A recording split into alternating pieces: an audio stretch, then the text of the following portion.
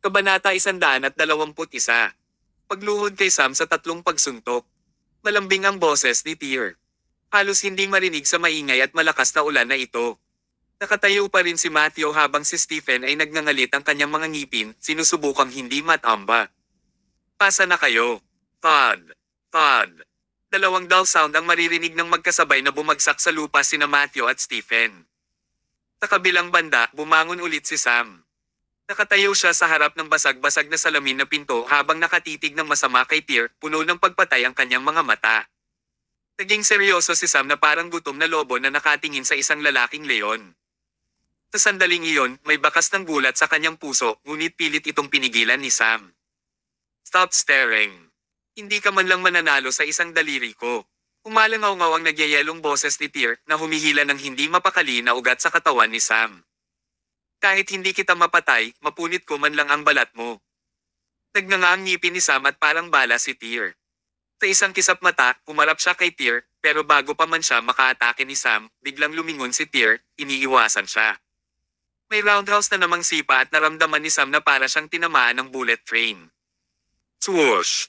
Muling lumipad pabalik ang kanyang katawan, bumangga sa kalapit na SUV. Kumalabog.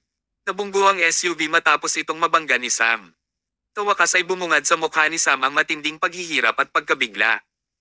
Masyadong nakakatakot ang lalaking nasa harapan niya. Napakatakot na ang kanyang pag-iral ay parang isang Diyos. Noong una, sa katunayan ay naramdaman ni Sam ang matinding panggigipit mula kay Tyr, kaya naman hindi naging matatag ang kanyang sagot ng tanungin ni Kerim kung may tiwala siya. Gayunpaman, inakala ni Sam na kaya niyang labanan si Tyr, ngunit ang katotohanan ay nagbigay sa kanya ng isang malakas na sampal sa mukha. Sa harap ni Tyr, ang isang dalubhasa na tulad niya ay hindi man lang nagkaroon ng kakayahan na lumaban. Bago pa siya makatayo ay bumungad sa kanya si Tyr. Sinabi ko na sa iyo na kahit isang daliri ko hindi mo kayang manalo. Bam! Bam bam! Tatlong sunod-sunod na suntok ang damapo sa katawan ni Sam. Matapos ang tatlong suntok na ito, tumalsik si Sam ng malaking bibig ng dugo at napaluhod. Ang lalaking ito ang pinakamalaking trump card ni Kerim Zachary. Ang gold medal fighter na ang pangalan ay kinatatakutan ng lahat sa Con City. At ganoon nga, pinaluhod siya ni Tyr ng tatlong suntok. Hanggang ngayon ay hindi pa rin siya nagkaroon ng pagkakataong atakihin si Tyr. Hindi na muling tumayo si Sam bagkus ay nagpatuloy sa pagluhod habang nakatingala sa makajos na nilalang na ito. Hindi niya maisip kung paano nagkaroon ng ganoong kalakas na tao sa Con City. Si Tyr ay parang isang napakalaking bundok na hinding-hindi niya kayang talunin kaya walang ibang maramdaman si Sam kundi kawalan ng pag-asa. Patayin mo ako.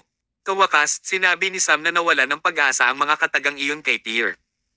Ngayon lang niya hinihiling ang kamatayan dahil kinilabutan siya sa pamamaraang ginamit ni Tyr kay Chris at sa iba pa.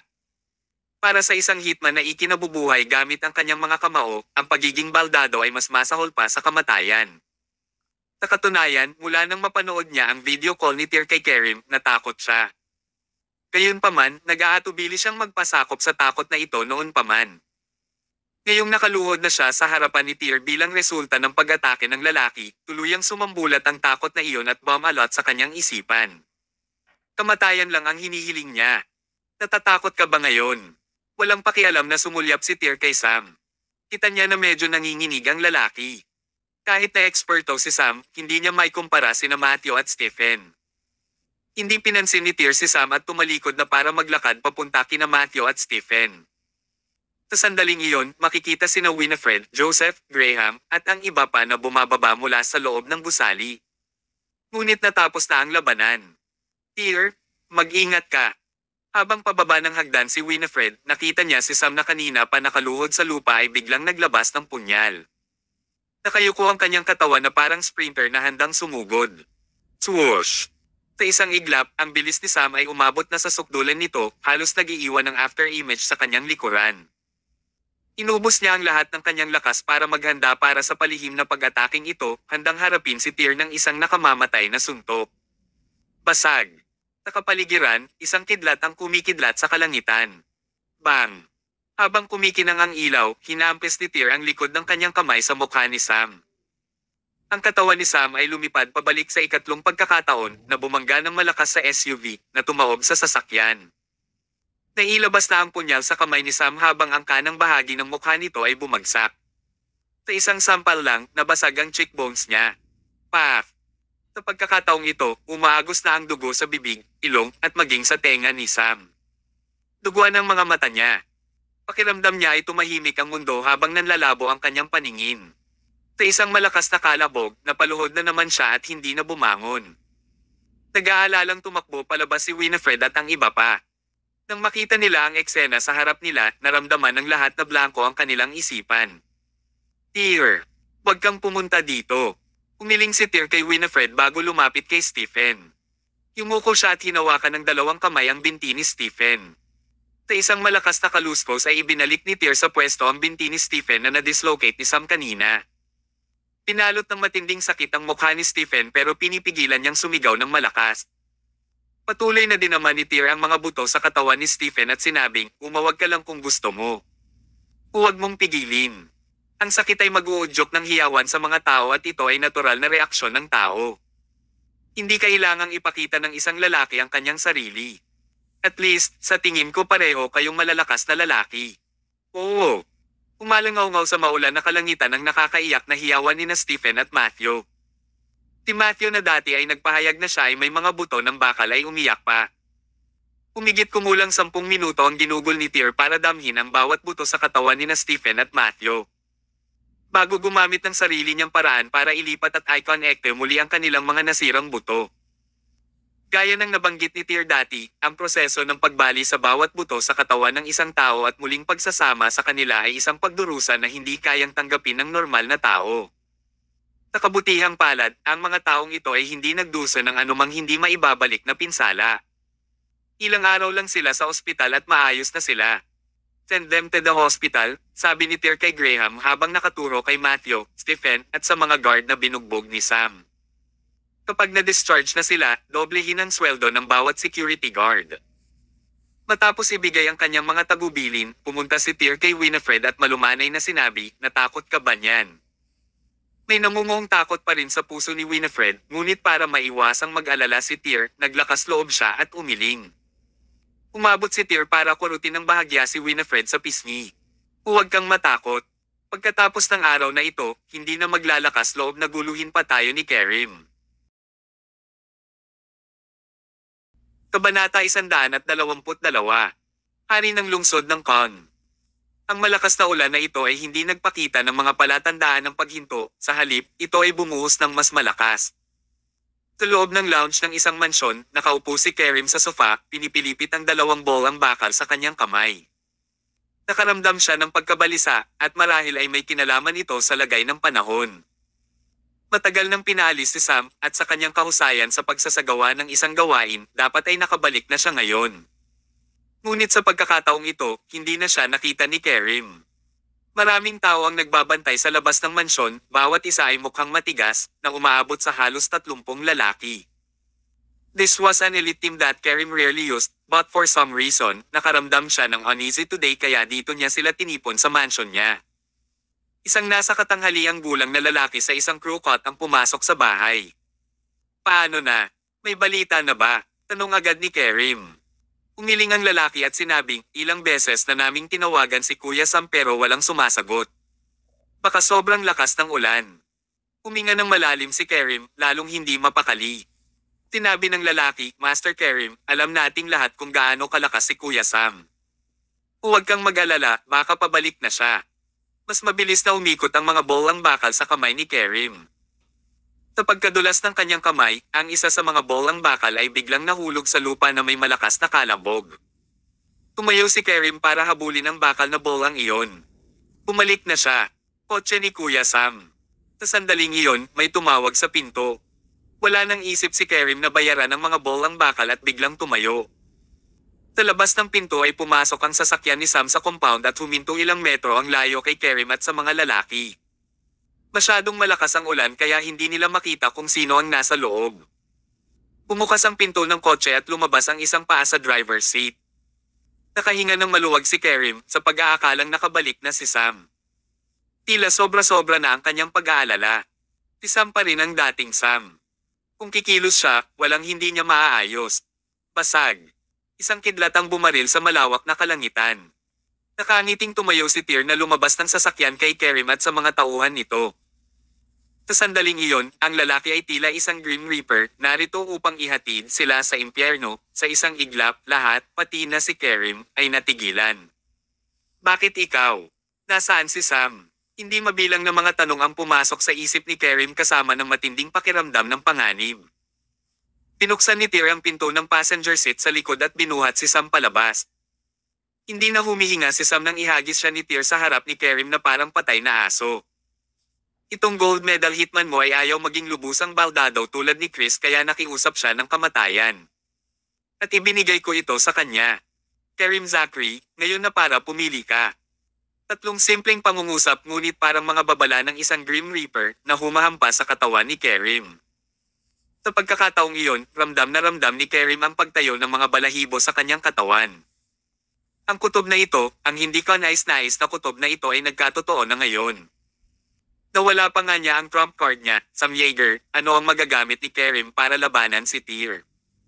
Putulin mo siya, halos mabaliw si Kerim habang nakatitig sa bangkay ni Sam. Tinuro niya si Tyr at mamulong.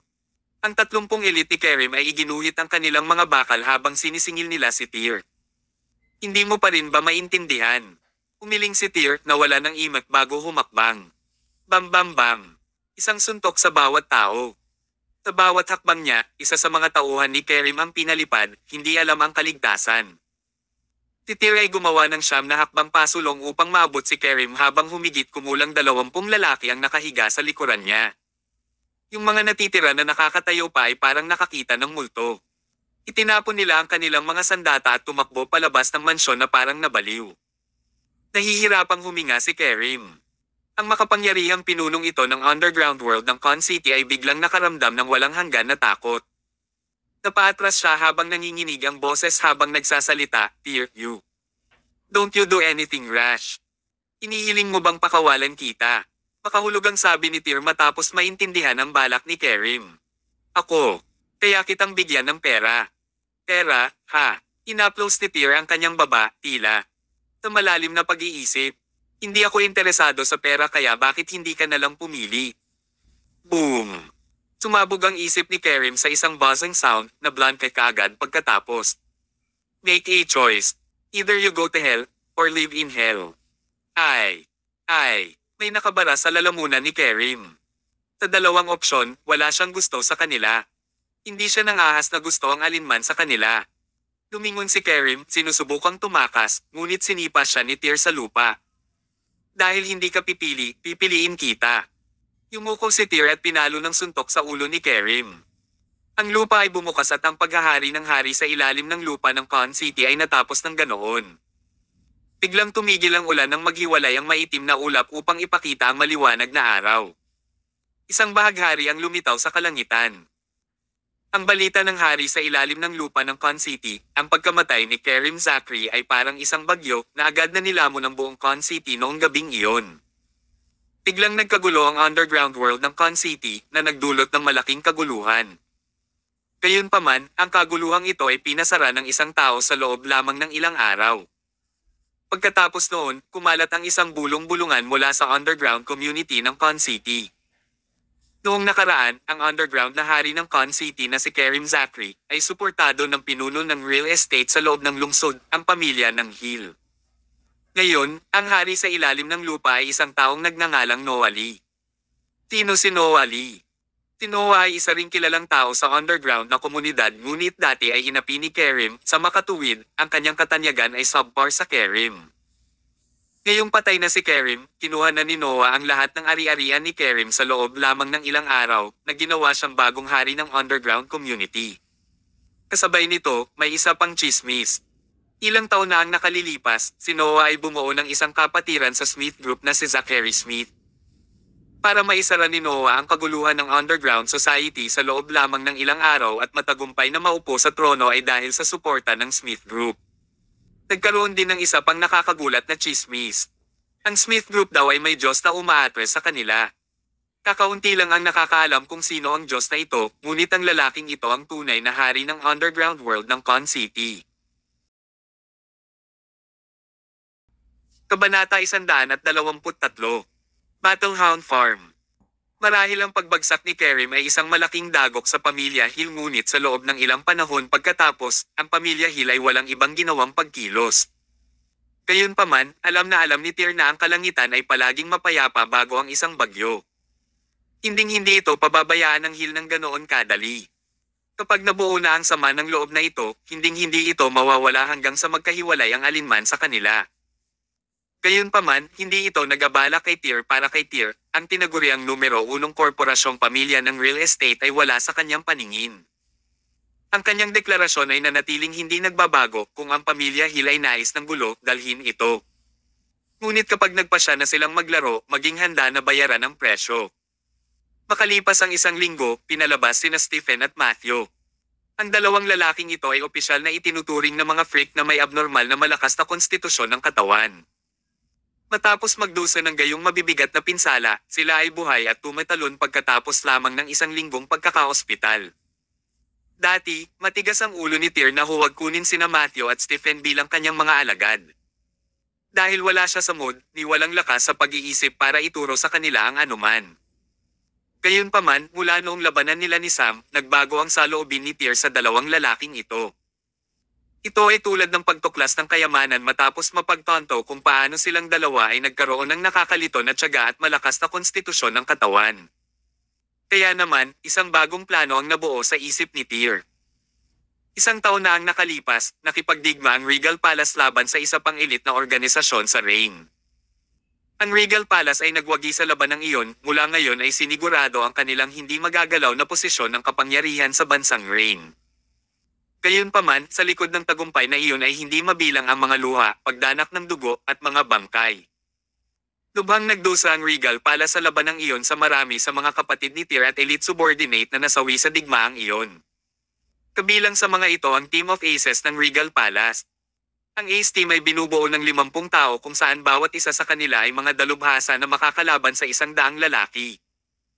Ang bawat isa sa mga lalaking ito ay may kanya-kanyang karangalan, pananampalataya, at paniniwala, at sila ang pinakamatapat na tagapag-alaga at tagasunod ni Tyr. Gayunpaman, pagkatapos ng labanang iyon, 5 tao na lang ang natitira mula sa pangkat na iyon ng 50. Nagulat ang Ace Team na iyon sa buong bansa ni Rain sa labanang iyon, ngunit nawala rin dito. Sa tuwing naaalala niya ang pangkat na iyon at ang mga taong iyon, palaging nakadarama si Tyr ng matinding kalungkutan. Namimiss niya ang mga ito tulad ng kung paano nawala ng ama ang kanyang mga anak at labis na nangungulila sa kanila. Si Tyr ay personal na nagmaneho sa ospital upang tanggapin sina Stephen at Matthew nang sila ay pinalabas. Habang tinitignan niya ang mga weirdong ito, sa wakas ay sumilay ang isang malabong ngiti sa kanyang mga labi. Iyon ay dahil noon sa Ace Team ng Regal Palace, bawat isa sa mga miyembro ay isang weirdo tulad ni na Stephen at Matthew. Noon pa man ay nais kong muling itayo si Nemesis upang panatilihing buhay ang iyong espiritu, ngunit wala akong nakitang angkop. Gayunpaman, ngayon sa tingin ko ay nakahanap na ako ng ilang mga bagong binhi. Makakapagpahinga na kayo sa kapayapaan ngayon. Gumagamit ako ng bagong paraan para mapanatiling buhay ang iyong espiritu. Ipinapangako ko sa iyo na si Nemesis ay muling babalik sa tuktok ng mundo dahil iyon ang iyong hiling. Ani Tyr habang lumalapit kay Stephen at Matthew. Guro, mangyaring tanggapin ang busog na ito mula sa iyong disipulo. Lumapit si Matthew kay Tyr at maluhad na lumuhad bilang pagbati. Kinaiinisan ni Tyr ang ugali ni Matthew kaya as usual, sinipa niya ito sa lupa. Tinabi ko nang hindi ko kayo kukunin bilang mga disipulo dahil wala akong ganoong ugali. Pero, kaya ako kayong turuan, isa sa 1,000,000 mandirigma sa hinaharap. Inaplos ni Matthew ang tiyan niya at bumangon na hindi maintindihan ang sinabi ni Tyr. Si Stephen naman ay pinaghihinalaang nakatingin kay Tyr. Tyr, anong balak mo? Gusto mo bang maging mas malakas? Seryoso at seryosong nakatingin si Tyr sa kanila habang nagtatanong. Oo, walang pag-aalinlangan na tumango ang dalawa, mukhang determinado. Ipinanganak sa Riverville City kung saan nakaugalian ang pagiging matigas, at pareho silang matibay, ang paglakas ay palaging ang kanilang pinakamalaking layunin sa buhay. Tuwang-tuwa si Tyr sa mga ugali nila. Let's go and get lunch. After that, I'll bring you guys somewhere. Bagamat wala silang ideya kung ano ang binabalak ni Tyr, sinundan siya ng mga ito nang hindi nag-iisip. Ang 3 lalaki ay nagtanghalian sa isang kalapit na restaurant pagkatapos ay pumara ng taxi sa labas ng Con City. Sa pagdaan sa isang maliit na kagubatan, nakarating sila sa isang lugar na tila isang farmhouse. Mula sa malayo, naririnig nila ang mga huni ng mga aso na tumatahol. Master, anong balak mong gawin? Habang pinakikinggan niya ang mga asong tumatahol at nakasilip sa maliwanag na araw, tila may napagtanto si Matthew. Ang pagkakaroon ng hotpot ng aso sa pinakamainit na araw ng tag-araw ay mahusay na pagpapakain. Guro, maganda ang pakikitungo mo sa amin. Gayunpaman, nanatiling solemne si Stephen. Nakaramdam pa siya ng hindi maipaliwanag na takot. Si Stephen ay hindi isang simpleng tao tulad ni Matthew. Tiyak na hindi sila dinala ni Tyr dito para sa isang bagay na napakadali tulad ng pagkain ng karne ng aso. Hindi pinansin ni Tyr si Matthew at naglakad patungo sa farmhouse. Isa itong bukid na dalubhasa sa pag-aanak ng mga aso. Gayunpaman, ang mga hayop na ito ay hindi mga alagang aso kundi mga mabangis na battlehounds. Isang malaking matambok na lalaki na may balbas ang lumabas sa farmhouse. Nang makita niya si Tyr, masigasig siyang lumapit para makipagkamay. Mr. Summers, inihanda ko na ang kontrata at ang Battlehound Farm na ito ay na-renovate ayon sa iyong mga tagubilin. Ang lalaking ito ay si Max Cheever, ang may-ari ng bukid na ito. Siya ay isang sikat na profesional na breeder ng aso sa Riverdale Province na kilala sa pag-aanak ng mabangis na aso. Bilang resulta, marami sa mga kampyon na aso sa mga arena na nakikipaglaban sa mga aso sa loob ng lalawigan ng Riverdale, marahil maging ang buong rehiyon sa Timog, ay pinalaki ni Max. Salamat sa pagsusumikap, Max.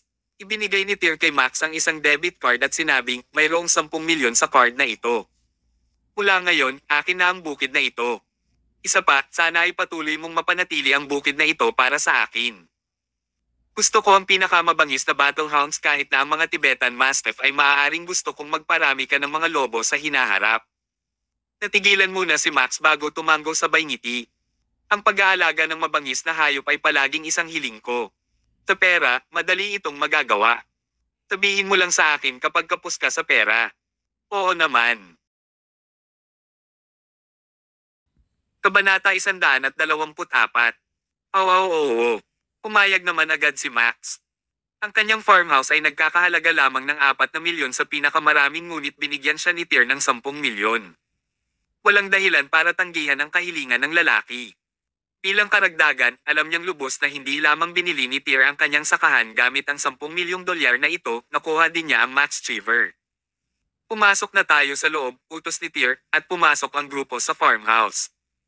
Sa sandaling iyon, lumitaw ang isang madilim na ulap sa kalangitan na humaharang sa araw.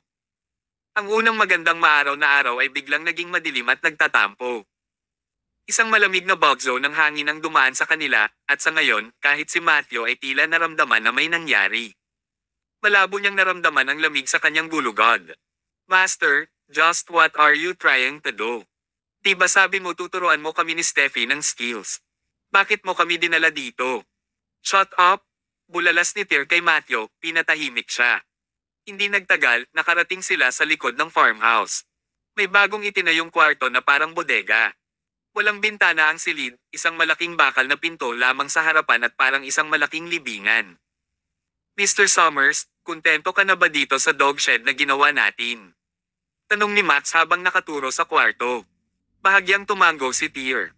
Hindi mahalaga kung ito ay kasiya siya o hindi, hanggat maaari itong panatilihin ng mga tao sa loob. Lahat ba sila? Oo, nasa loob silang lahat at 2 araw na silang nagugutom, ayon sa tagubilin mo. Mabuti, ituloy mo ang iyong trabaho. Okay, Mr. Summers. Oh, tama. Ang uri ng mga tao na hiniling mo sa akin na hanapin dati, natagpuan ko ang ilan sa kanila.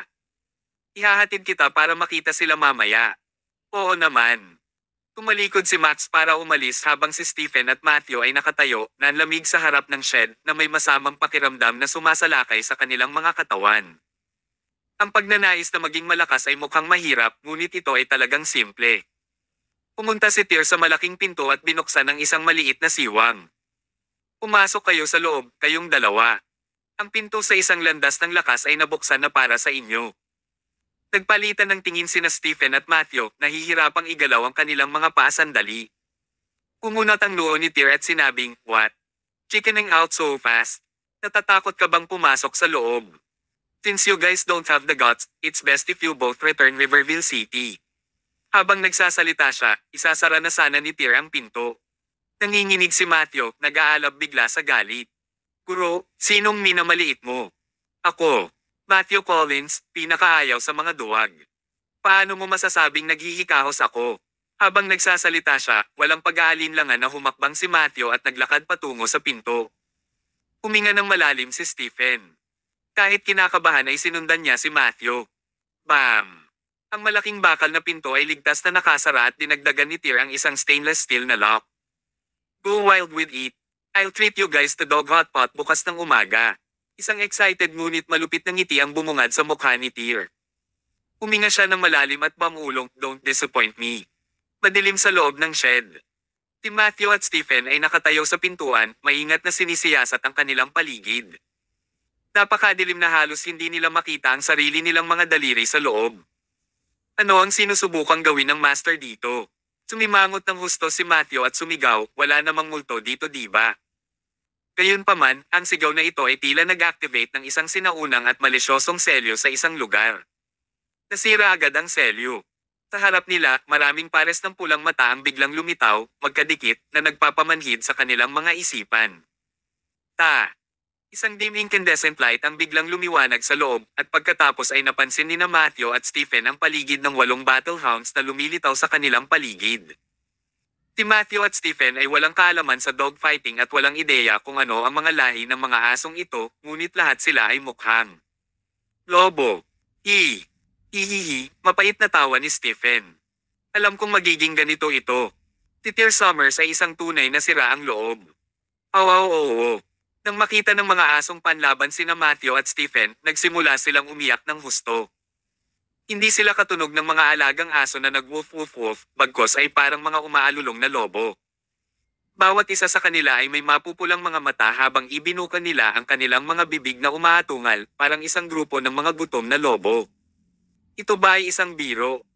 Sa sandaling iyon, kahit si Matthew na walang takot ay nakaramdam ng manhid sa kanyang isipan. Walang kamalay-malay na lumingon si Stephen para buksan ang malaking pinto sa likod nila pero nakalock na ng mahigpit ang pinto. Ano ito? Nagmura si Stephen. Ang 8 mabangis na battlehounds ay nagsimula na ngayong sumuntok sa kanila. Umalingaw-ngaw sa langit ang nakakadugo nilang hiyawan at alulong ng mga asong panglaban. Ang mga maitim na ulap sa kalangitan ay lumutang sa ibabaw ng shed ng aso, at sa ilalim ng anino ng mga ulap na ito, ang dog shed ay mukhang nagbabala at nakakatakot. Hindi pinansin ni Tyr ang mga hiyawan sa loob ng dog shed. Tulad ng sinabi niya sa simula, kostong maging malakas ay parang mahirap, ngunit talagang simple lang. Sa labas, pinapakain ni Max ang iba't ibang lahi ng mga battle dog. Ang feed ay malalaking piraso ng karne, puno ng madugong amoy.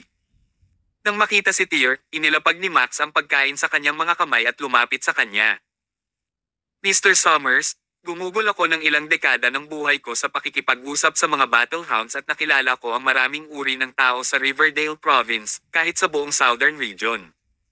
Ngunit ikaw ang pinakakakaibang tao na nakilala ko. Umalaklak si Tyr. Dahil lang pinasarado ko ang 2 lalaking iyon sa mga battlehounds. Oo. Ito ang paraan na ginagamit namin upang pumili ng isang kampyon na aso ngunit ginamit mo ito sa mga tao sa halip. Kailangan kong sabihin, ang pamamaraan mo na ito ay lubos na nakakapagpilitin sa pinakamataas na potensyal ng isang tao. Ako ay talagang humanga na ang isang kabataang tulad mo ay makakaisip ng magandang ideya na tulad nito. Napangiti tuloy si Tyr. Hindi ako ang nakaisip ng ideyang ito. Natigilan si Max. Natutunan ba ito ni Brother Tyr mula sa isang eksperto? Tumango si Tyr at sinabing, he really is an expert. Dapat narinig mo na rin ang pangalan niya dati. Mukhang nabigla si Max. Anthony Sage. O karaniwang kilala bilang Master Sirius. Tinapik ni Tyr si Max sa balikat niya at sinabing, let's go. Dalhin mo ako sa mga taong hinahanap ko. Oo naman. Mabilis na tumango si Max at naghugas ng kamay bago umalis ng farmhouse kasama si Tyr. Patuloy na umaalingaw-ngaw mula sa kulungan ng aso ang mga tumatahol sa isip. Kasabay ng nakakapanghinayang mga iyak at salbahing dagandong. Kabanata 125. Man in Despair, unang bahagi. Sumakay ang 2 sa pickup truck ni Max na ginagamit sa pagbibiyahe ng mga kalakal, at umalis sa Con City, hinahabol ang paglubog ng araw. Mr. Summers, ang una nating destinasyon ay Riverville City. Nakahanap ako ng 3 tao para sa iyo at lahat sila ay nasa Riverdale Province. Isa sa Riverville City, 2 sa Swampville City. Bigyan mo pa ako ng kaunting oras. Sa network na mayroon ako ngayon, baka marami pa akong mahanap sa buong Southern Region. Oo naman. Bahagyang tumango si Tyr. Isang desperado na tao sa isang desperado na sitwasyon. Para sa bawat taong mahanap mo, bibigyan kita ng komisyon na $1,000,000. Habang nagsasalita si Tyr, kinuha niya ang kanyang telepono para maglipat ng karagdagang 3 milyon sa debit card na ibinigay niya kay Max sa pamamagitan ng internet banking. Nagpatuloy si Max sa pagmamaneho. Siya ay kumikita ng pera ni Tyr kaya natural, kailangan niyang gumawa ng isang mahusay na trabaho. Mr. Summers, patawarin mo ako sa pagtatanong ngunit bakit ka naghahanap ng mga taong nawawalan ng pag-asa sa mga desperado na sitwasyon? Bahagyang yumuko ang mga labi ni Tyr at sumagot, tanging isang taong nawalan ng pag-asa sa isang desperadong sitwasyon ang maaaring bumangon mula sa abo at maipanganak na muli. At ang kanilang pangalawang pagkakataon sa buhay ay ibibigay ko. Sa loob ng isang ospital sa Riverville City, nakatayo sa bintana ang isang maputlang batang babae na may kapansin-pansing katangian, nakasuot ng gown ng pasyente, hindi gumagalaw. May blankong tingin sa kanyang mukha at ang kanyang walang kaluluwang mga mata ay may bakas ng kawalan ng pag-asa. Tumangala siya sa malayong paglubog ng araw na para bang pinagmamasdan niya ang sarili niyang buhay. Kapag lumubog na ang araw, matatapos din ang kanyang buhay. Ang kanyang pangalan ay Vanessa Harris. Ito ay isang maganda at aesthetic na pangalan. Katulad ng kanyang pangalan, si Vanessa ay kaakit-akit at ang pinakasikat na babae sa paaralan. Siya ay dating may isang mainit na pamilya ng 4 kasama ang kanyang mga magulang at nakababatang kapatid na lalaki. Hindi man sila mayaman, maayos naman ang pamilya.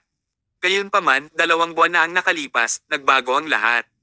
2 buwan bago nito, nagkasakit si Vanessa. Isang masalimuot na tumor ang tumubo sa kanyang utak at nagpapagaling sa kanyang kinakailangang toneladang pera. Sa una, ang kanyang mga magulang ay magbabayad sa kanyang mga medikal na bayarin at nagpakita upang alagaan siya. Ngunit pagkaraan ng ilang oras, nawala sila.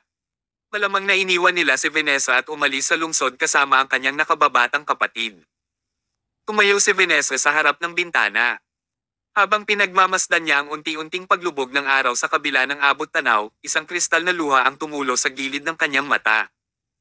Dumidilim na ang langit tulad ng kung paanong malapit ng mahulog ang kanyang buhay sa kadiliman na umaabot sa wakas. Pinuksan niya ang mga bintana at tumingin sa labas. Ito ang ika-6 na palapag. Naramdaman ng dalaga na medyo takot sa heights ang kanyang puso. Gayunpaman, handa na siya sa pag-iisip na tumalon sa bintanang ito kaya kinailangan niyang talunin ang takot sa taas. Si Vanessa ay hindi natakot sa kamatayan. Natatakot siya sa kalungkutan at desertion. Hindi niya maintindihan ang desisyon ng kanyang mga magulang dahil siya ay isang batang babae lamang, halos wala pang 20s. Imposible para sa kanya na mag-isip ng maaga tulad ng mga tunay na matatanda. Kahit na ayaw mong magbayad para mapagaling ako, sana'y manatili ka sa piling ko sa mga huling sandali ng aking buhay. Hindi ako natatakot sa kamatayan, tanging kalungkutan at paglisan. Hindi na napigilan ang mga luha habang umaagos mula sa mga mata ni Vanessa na parang malinaw na kristal na tubig. Hinawakan niya ang kanyang matamis at mahabang itim na buhok, ngunit isa lamang itong peluka. Hinawi niya ang peluka para makita ang anit niya kung saan nalaglag ang lahat ng buhok niya. Sa kanyang anit, may mga peklat na pulang-pula na kasing haba ng mga daliri, parang mga alupihan na gumagapang sa kanyang ulo. Ang orihinal na magandang babae ngayon ay mukhang lubhang nakakatakot. Nilinggan ni Vanessa ang kanyang refleksyon sa bintana at mapait na ngumiti. Ipinikit niya ang kanyang mga mata, hinayaang tumulo ang mga luha sa kanyang pisngi at umakyat siya sa pasimano ng bintana. Kaya kitang iligtas. Gayunpaman, bago siya tumalon, ang pintuan niya itinulak ang ward. Pumasok si Tyr kasama si Max. Nilinggan ni Vanessa si Tyr na may manhid na ekspresyon. Sinabi ni Tyr, ang iyong sakit ay hindi isang bagay na malubha. Ito ay komplikado lamang kaya ang mga doktor ay hindi makahanap ng tamang lunas. Habang nagsasalita siya, naglabas si Tyr ng isang hilera ng pilak na karayom. Bumaba ka, kaya kitang bigyan ng bagong buhay. Hindi kilala ni Vanessa si Tyr kaya bakas ng pagkataranta sa kanyang manhid na ekspresyon. Gayunpaman, parang may kakaibang alindog si Tyr kaya, subconsciously, bumaba ang dalaga mula sa windowsill. Sino ka? Ang iyong Diyos. Habang nagsasalita siya, tapos na si Tyr sa paglalatag ng hilera ng mga karayom. He then asked Max, tapos na ba ang arrangements? Tumango si Max.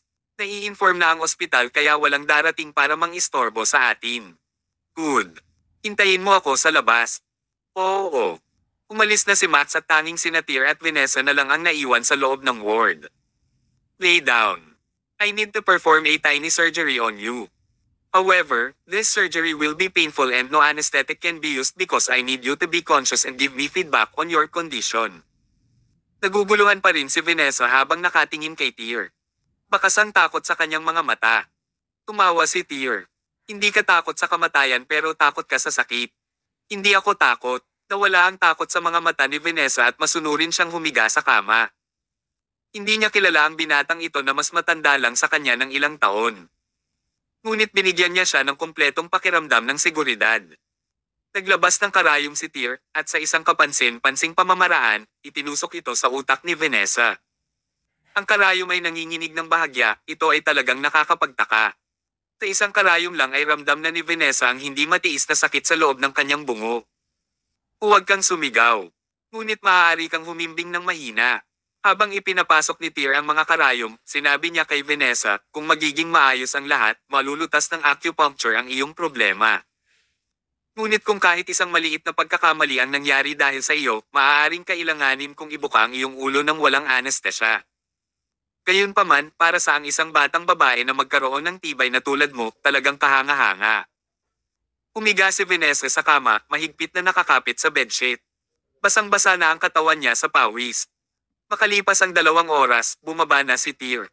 Itinapon ni Max ang sigarilyo sa kanyang kamay at lumapit sa kanya. Kumusta, Mr. Summers? Isang malabong ngiti ang sumilay sa labi ni Tyr. You're quite reliable in your work. I'm very satisfied with this Vanessa Harris. Naging matagumpay ang treatment at naibigay ko na sa kanya ang address sa dog shed. Kapag tapos na siyang magpagaling at ma-discharge, pupunta siya sa kulungan ng aso. Sige. Malakas na tumango si Max. Inayos ko na ang mga bagay sa ospital.